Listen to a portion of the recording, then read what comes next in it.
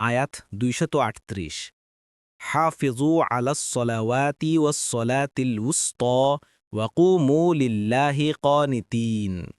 অনুবাদ: তোমরা সলাতের প্রতি যত্নবান হবে, বিশেষত মধ্যবর্তী সলাতের, এবং আল্লাহর উদ্দেশ্যে তোমরা দাঁড়াবে বিনীতভাবে। তাফসির: সামাজিক ও তামাদ্দুনি বিষয়ে বর্ণনা করার পর সলাতের তাকিদ দিয়ে আল্লাহ এ ভাষণটির সমাপ্তি টানছেন। কারণ সলাত এমন একটি জিনিস যা মানুষের মধ্যে আল্লাহর ভয়, সততা, সৎকর্মশীলতা ও পবিত্রতার আবেগ এবং আল্লাহর বিধানের আনুগত্যের ভাবধারা সৃষ্টি করে, আর এর সঙ্গে তাকে ন্যায়ের উপর প্রতিষ্ঠিত রাখে। মানুষের মধ্যে এই বস্তুগুলো না থাকলে সে কখনও আল্লাহর বিধানের আনুগত্য করার ক্ষেত্রে অবিচল নিষ্ঠার পরিচয় দিতে পারত না।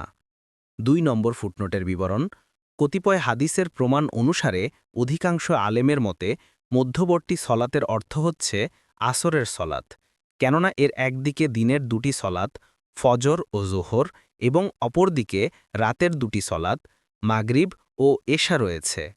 এই সলাতের জন্য তাকিদ দেয়া হয়েছে যে অনেক লোকেরই এ সময় কাজকর্মের ব্যস্ততা থাকে। আসরের সলাতের গুরুত্ব বর্ণনায় আবদুল্লাহ ইবনে ওমর রাদিয়াল্লাহু আনহুমা থেকে বর্ণিত হাদিসে রাসূল সাল্লাল্লাহু আলাইহি ওয়াসাল্লাম বলেছেন, যার আসরের সলাত ছুটে গেল তার যেন পরিবার পরিজন এবং ধনসম্পদ সবই ধ্বংস হয়ে গেল। আর হাদিসে কনিতিন বা বিনীতভাবে বাক্যটির ব্যাখ্যা করা হয়েছে নীরবতার সাথে। পরবর্তী তাফসিরে যেতে ভিডিওটি শেষ হওয়ার পূর্বেই এই বক্সে ক্লিক করুন। ভয়েস বা উচ্চারণে অনিচ্ছাকৃত ত্রুটি ক্ষমাসুন্দর দৃষ্টিতে দেখবেন ইনশাআল্লাহ।